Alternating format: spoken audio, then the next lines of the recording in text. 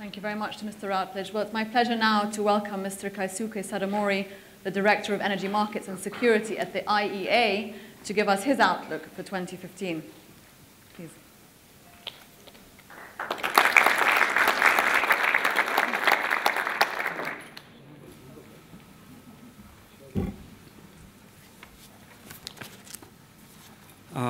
His Excellency Abdullah bin Hamad Al-Attiyah, President of the Administrative Control and Transparency Authority, Excellencies, distinguished guests, ladies and gentlemen, good morning.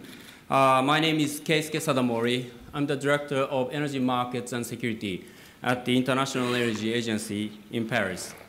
Today, I will be talking about the oil market developments and very briefly the gas market development as well. And my presentation speech about the oil market report is basically based on this medium-term oil market report of 2015 that the IEA released about a month ago.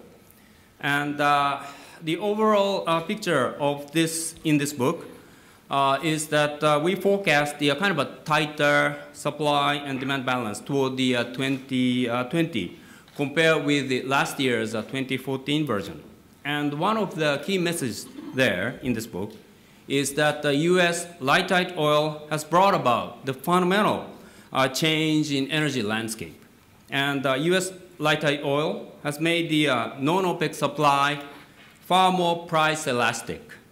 On the other hand, demand has become significantly less price elastic. First, on the U.S. light tight oil. So U.S. light tight oil growth will slow significantly in the early part of this forecast in response to the current lower oil prices. And the cuts in light tight oil investment will be faster to translate into the actual supply cuts than those in other projects with longer lead times. And light tight oil production growth will also be faster to come back on the rebound situation. All in all, light tight oil is expected to remain a top source of incremental additional supply, with growth initially slowing, but swiftly regaining momentum later on. The questions do remain about the availability of capital to the LTO light tight oil producers, but relatively speaking, any investment cutbacks are not expected to have a kind of a long-lasting impact. So the major part of the growth in supply is from non-OPEC countries in terms of the supply capacity growth, and OPEC is expected to contribute roughly about 1/3 of the global capacity growth in this outlook period. Briefly on OPEC, so nearly 90% of the OPEC capacity growth will come from Iraq. The list of the challenges facing Iraq grew longer last year with a campaign waged by the ISIS and the price collapse. But this has yet to derail the Iraq's medium-term production outlook.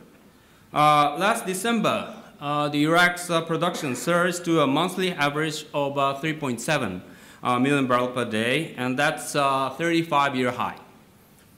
Iraq is a kind of a good example of how the effects of lower oil prices can be a kind of a double-edged.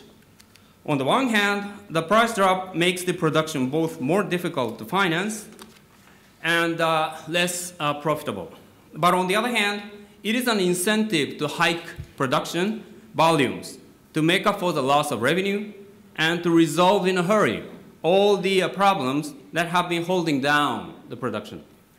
So what this also means, however, is that the overwhelming majority of the OPEC production growth is at significant risk, depending on the political instability or stability. So outside of Iraq, the outlook for other OPEC countries looking dimmer. Venezuela and Nigeria will both feel the impact of lower oil prices, leading to tighter budgets and the cuts in social spending. Gulf countries may also miss the economic targets, though they have a kind of advantage of higher level buffers, but countries like Angola and Ecuador face serious difficulty. Outside of the OPEC, Russia will be hit particularly hard. Russia's conventional production faces a kind of a perfect storm of collapsing prices, the international sanctions, and currency depreciation.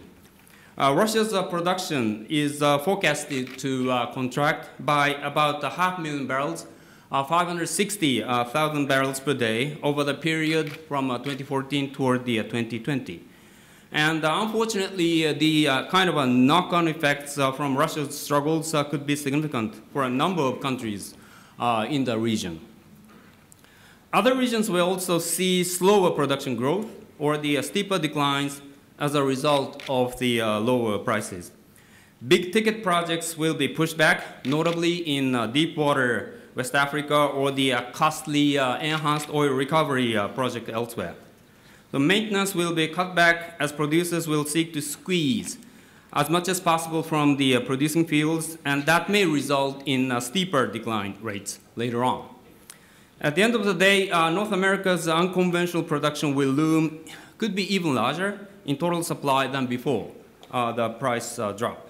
So this is a kind of a rough picture about the supply. And on the other hand, if we take a look at demand, low prices are normally seen as a kind of a boom to the economy and to oil demand growth. But it might not work quite that way this time around. First, the world economies remain weak, and the projections of the oil demand growth have been revised downwards since the price drop. And in fact, the weak demand is part of the reasons why the prices fell in the first place. And therefore, it's less likely that the lower prices will fuel a kind of a large increase in demand. And secondly, the oil exporting countries, which had contributed to the kind of a recent demand growth, will be negatively affected, of course, by this lower oil prices. For the oil importers, there are undoubtedly the economic benefits to be expected from the lower prices, including the higher household disposable income, a kind of a tax cuts, and lower industry production costs. But those may be partly offset by the kind of a deflationary environment of some of the largest the OECD economies. Outside of the OECD, the weakening currencies mean that lower prices in the US dollars will not necessarily seem that much lower to end users in their domestic currencies. And this may be compounded by the fact that many governments, especially those in the Asian countries, are rightfully seizing this opportunity of lower oil prices to dismantle, reduce their costly and ineffective fossil fuel subsidy programs.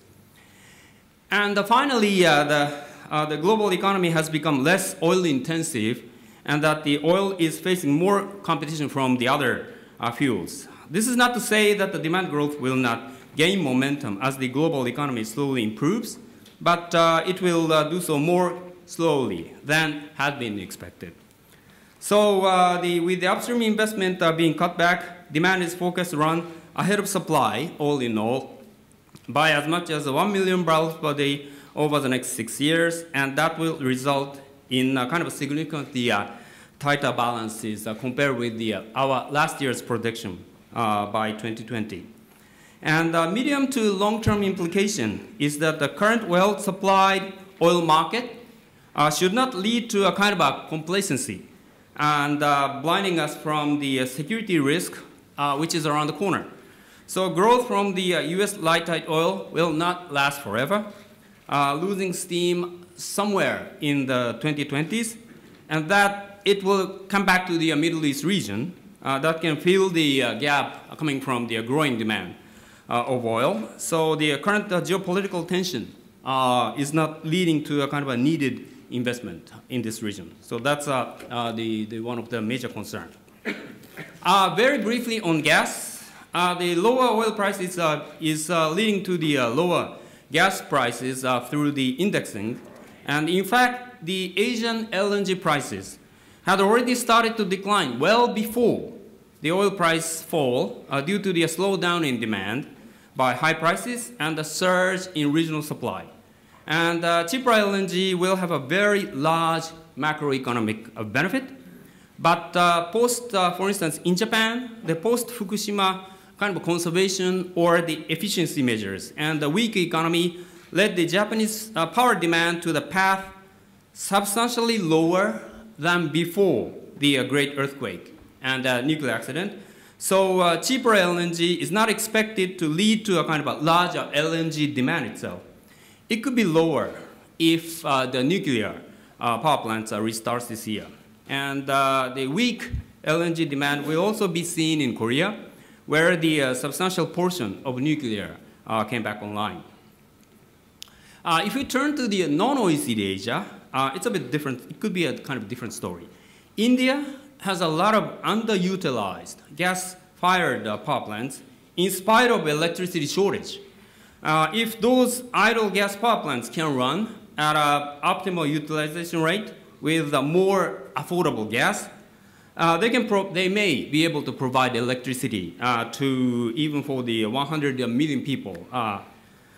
In China, not only the power generation, but also the industry sector still uses massive amount of coal. So cheaper gas means that switching those industrial boiler fuels, industrial boilers from coal-based to the gas-based can be, with the lower gas prices, a kind of affordable environmental policy. Europe, again, it's different. The lower gas prices will improve the competitiveness of the gas power plants against the coal power plants in Europe, and leading to the more gas-fired electricity at the expense of the coal-based electricity. But it would be hard for the gas power plants to enjoy the demand level prior to the global economic crisis of 2008, as we have seen the very robust growth in wind and solar powers in Europe. North America, again, a totally different picture. Impact from the oil prices appears in a different way. And recent gas supply growth has come from the kind of associated gas from the light tight oil production and wet gas with natural gas liquids. And the lower prices will have kind of a direct negative impact on the oil and thereby the gas production. But on the other hand, the oil price decline is already kind of leading to cost deflation or the increased cost efficiency in both the light tight oil and the unconventional gas. So the drilling, fracking, and other field service costs has been declining fairly rapidly.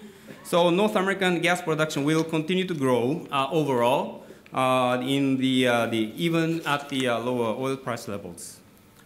Now, for other producers, you are aware that there will be a kind of a massive LNG production newly coming online, mostly from Australia, in the second half of this year. So those existing projects, including the US shale-based LNG, will go on with the kind of committed customers. But new supply sources, in particular like those in East Africa, they are likely to be delayed. And very finally, on the kind of renewables, very briefly, the biofuel, they compete directly with the gasoline and diesel. But this medium-term market report expects that somewhat limited effect on the biofuel from the lower oil prices, as the biofuel market is largely driven by the government blending mandates. So world biofuel production is expected to grow from 2.2 million barrels per day to 2.4 in 2020. And other renewables, like wind and solar, they're mostly in electricity generation. And although gas will be more competitive in the generation sector, we expect somewhat limited impact on the renewable generation as well. And this is because they're mostly supported by the government support measures, and, but also the cost competitiveness of those wind and solar has been improving at a very rapid pace. For instance, in this, take an example of this Middle East region, solar PV, the based projects can be very competitive. And the most recent example is that the long-term contract awarded for the solar PV in Dubai, and that was surprising $60 per megawatt hour. So we'll continue to see the very drastic dynamic the cost reduction in the renewable sector as well. So thank you very much, and shukran. Am I saying right? I mean, thank you very much.